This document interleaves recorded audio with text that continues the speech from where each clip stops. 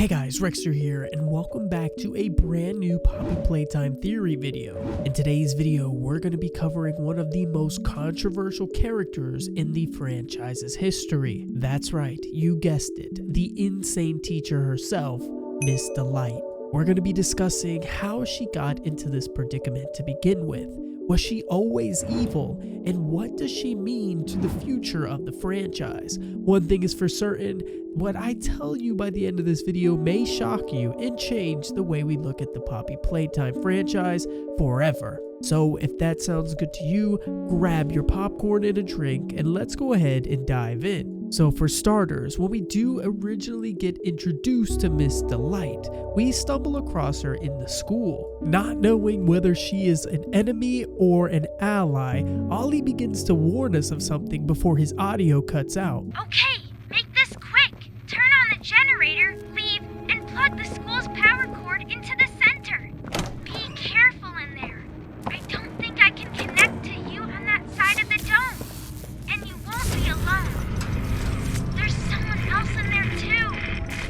They're not your... Now, after hearing this, I got a little bit worried, but at the same time, it wasn't necessarily clear as to who or what was in the building. I just assumed he was talking about Catnap. But that was obviously changed when we hear Mrs. Delight's voice on the intercom for the first time.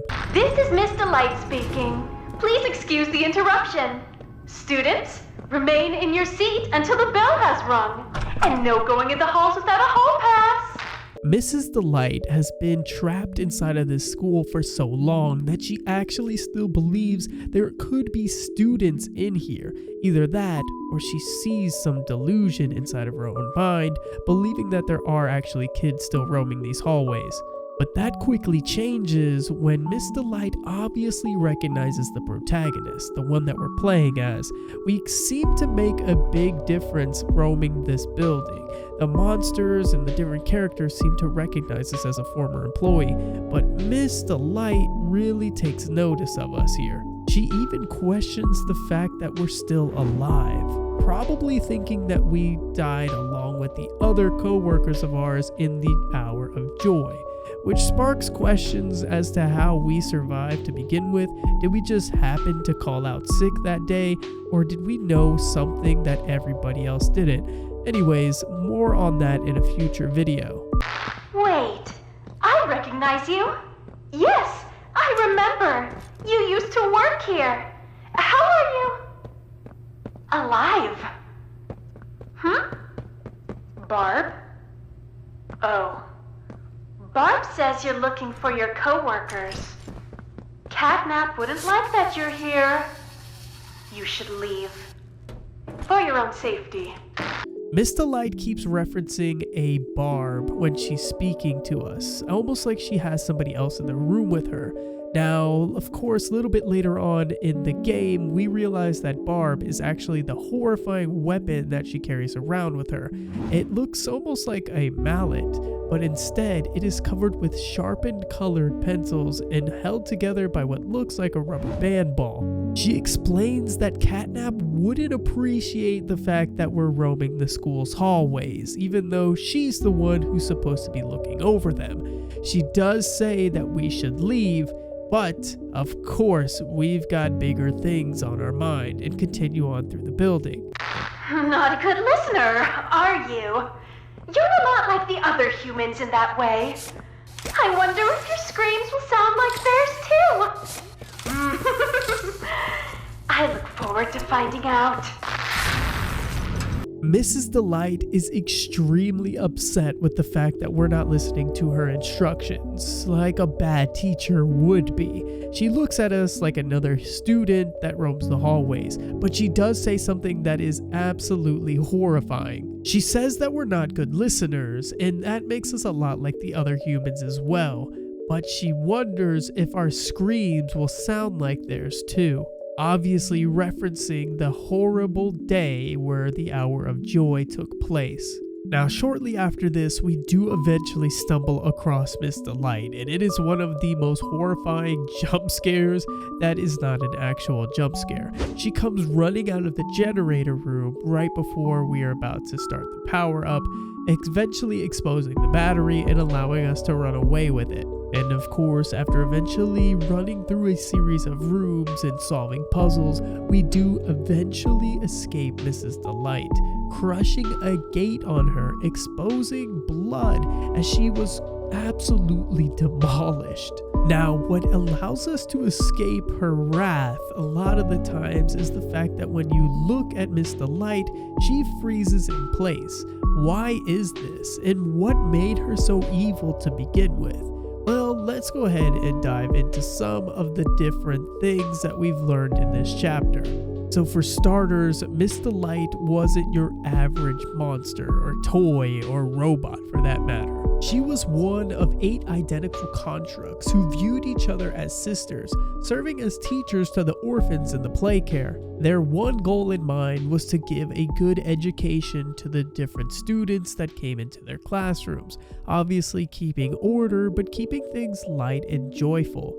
Thus her name, Mrs. Delight. However, following the hour of joy, her and her sisters were locked within the school by Catnap, which she doesn't know initially but eventually finds out who did it later. As she could hear the commotion going on the other side of the door, she held herself trapped inside of this building, this school, until she thought she heard breathing, leading her to create the weapon known as Barb.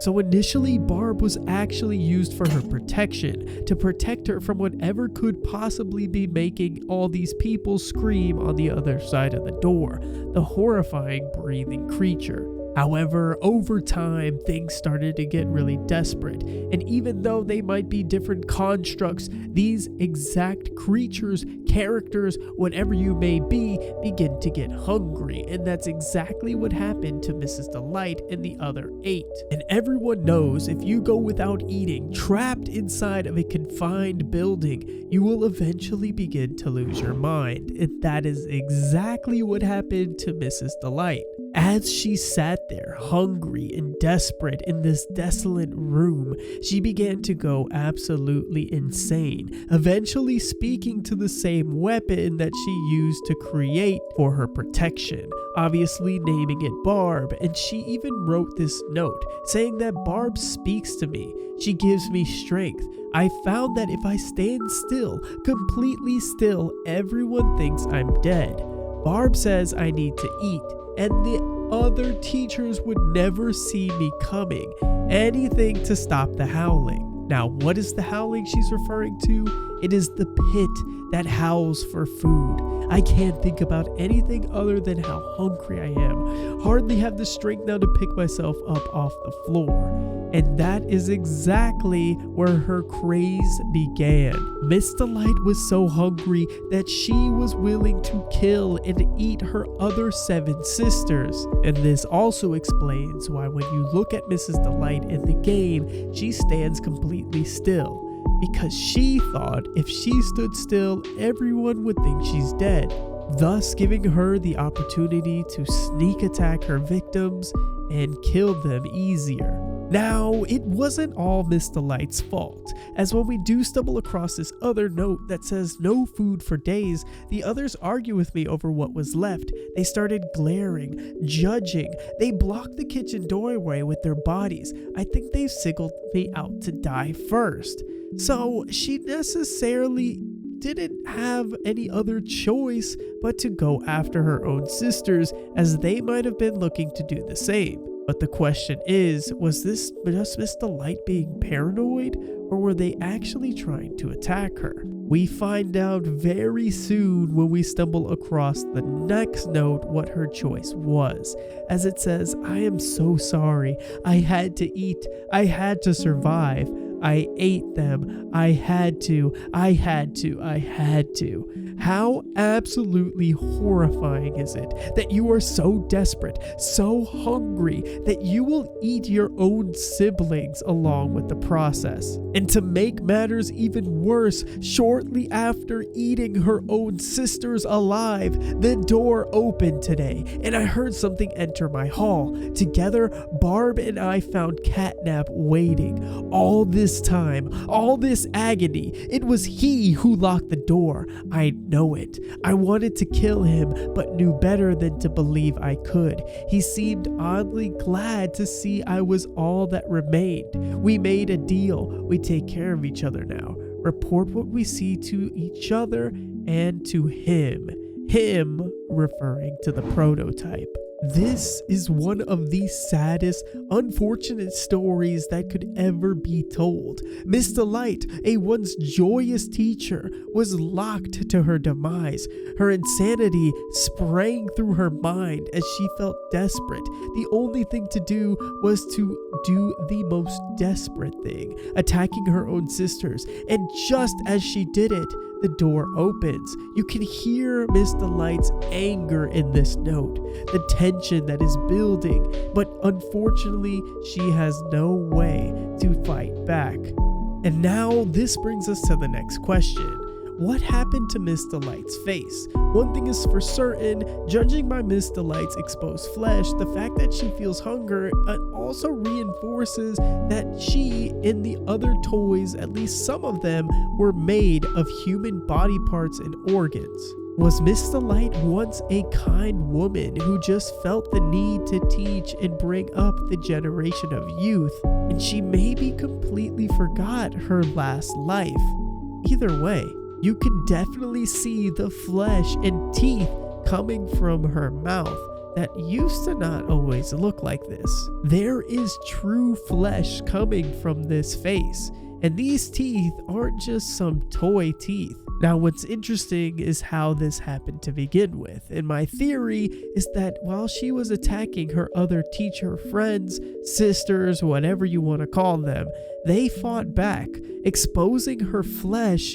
However, thanks to Barb, she was able to win that battle. Now, I'm almost certain on this theory being true, as if it were any type of human or monster, she probably would have brought that up in her notes. She definitely didn't fight with Catnap because she was intelligent enough to know that just wasn't going to work out for her. And she wasn't a part of the initial hour of joy, as she was too busy being locked inside of the schoolyard. So, a fight with her sisters is really the only thing that makes sense. But let's talk about Miss Delight for a second. She obviously wasn't always crazy. It is a sad truth that she was trapped behind these doors, and all she really wanted was for best for her students. But I do wonder, weren't her students also trapped behind these same doors? Was Miss Delight so insane at one point, so hungry, that she decided to eat not only her sisters, but also the students? Does the note that we referenced earlier, when she says that she ate them, also describe the students, her own orphan students? How insane is one willing to go when they're hungry enough? She has been trapped behind these doors for far too long, and sadly, she's desperate. She has no other way out, and it almost seems like she has been going through the motions ever since she's been trapped. Even when we walk in, I don't think that she was talking on the intercom necessarily to the protagonist, but just running through the motions as if today was any other normal school day. This is the sad truth of one of the newest characters inside of the Poppy Playtime franchise, and unfortunately, I really do wish we could get more from our wondrous Miss Delight. She seems like she was once a good woman, just faced with the wrong situation, and unfortunately enough, got desperate to do something that she probably died regretting. Either way, ladies and gentlemen, I do want to thank all of you for enjoying this series, and if you do want to see more, do me a big favor, comment down below a theory that you would like me to cover next. Also, we're going to be giving out 3 copies of the game. All you have to do is comment down below Miss Delight, and you'll be entered in for another chance at winning them. At the end of the week, we're going to go through all the comments, make sure you're following the channel, and hit that like button, and we will be messaging 3 of you guys to give out some of the codes that Pop Games was kind enough to pass on to us.